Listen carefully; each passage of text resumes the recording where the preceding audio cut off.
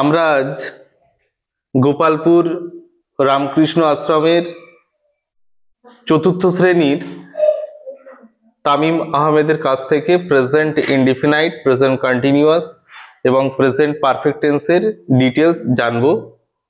তো প্রথমে present indefinite টেন্সের সংজ্ঞাটা তুমি বলো।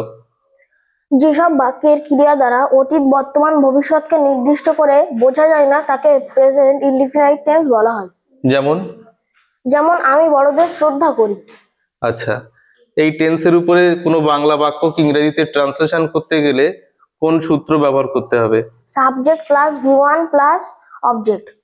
আচ্ছা, এই টেন্সের উপরে কোনো ট্রান্সলেশন করার সময় একটা সত্যকেও মেনটেন করতে হয়, সেই সত্যটা কি?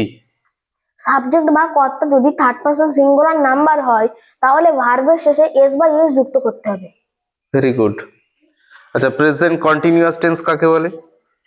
কোনো কাজ এখনো চলছে, কোনো কাজ বর্তমানে চলছে, এখনো শেষ হয়নি এমন বোঝালে সেটি প্রেজেন্ট কন্টিনিউয়াস টেন্স হবে।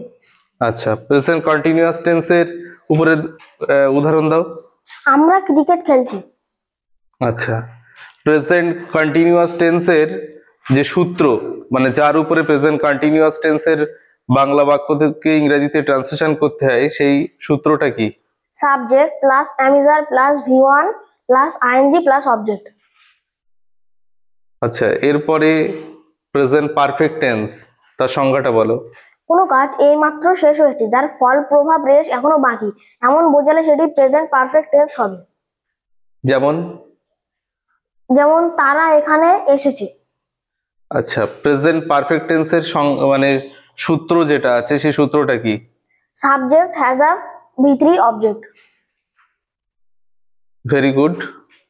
তো প্রেজেন্ট ইনডিফিনাইট, প্রেজেন্ট কন্টিনিউয়াস এবং প্রেজেন্ট পারফেক্ট টেন্সের বিস্তারিত বিবরণ দিয়েছে তামিম আহমেদ, চতুর্থ শ্রেণীর। অসংখ্য ধন্যবাদ তাকে।